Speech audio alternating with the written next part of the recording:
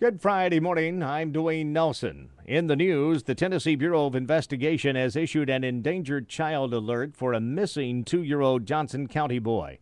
Thomas Landon Church was last seen October 4th in Johnson County with his non-custodial mother, Lara Snyder. Snyder is wanted on charges of aggravated child abuse and custodial interference. They believe they may be in the Boone, North Carolina area. Anyone with information on his whereabouts should contact the TBI or the Johnson County Sheriff's Office.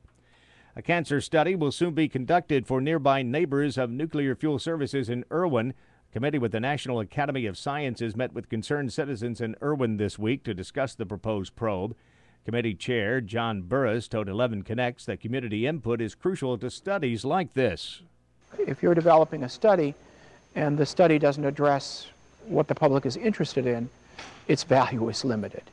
Meanwhile, Joe Henry, president of NFS, says he welcomes the study. I'm sure that the results will confirm that we've been operating safely and securely with no impact to the public or the environment. So I'm really happy they're conducting the study, and I'm looking forward to the results. The findings will be presented to the Nuclear Regulatory Commission by the end of the year.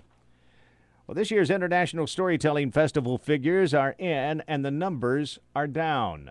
Despite a busy weekend during the 39th annual event, ISC President Jimmy Neal Smith said on-site registration fell 7% from expected numbers. That equates to $60,000 less. Smith said the lower turnout will not harm the Chapter 11 reorganization process and restructuring plans. Still, nearly 8,000 people turned out for that event. Kroger Company recalling ice cream sold in 10 states, including Tennessee, because it may contain peanuts not mentioned on the label. The nation's largest grocery store operator says people with peanut allergies could have a serious or even life-threatening reaction if they eat the Private Selection Extreme Moose Tracks ice cream being recalled. That recall involves only 16-ounce pints of the product.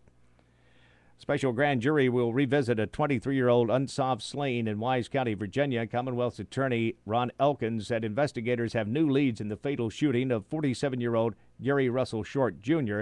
that occurred on May 20th, 1988. Elkins says several people provided leads after the Bristol Herald-Courier ran a 2-part series on Short's death in May. A movement that's speaking out against economic inequality and greed across the country and making its way to the Tri-Cities.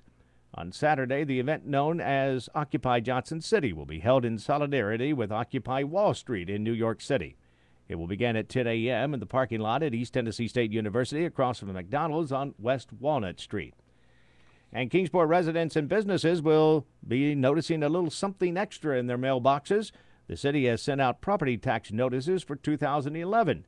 Taxes that are collected fund about half of all general city services, including K-12 education, police protection, fire and emergency services, development services, recreation, and street maintenance.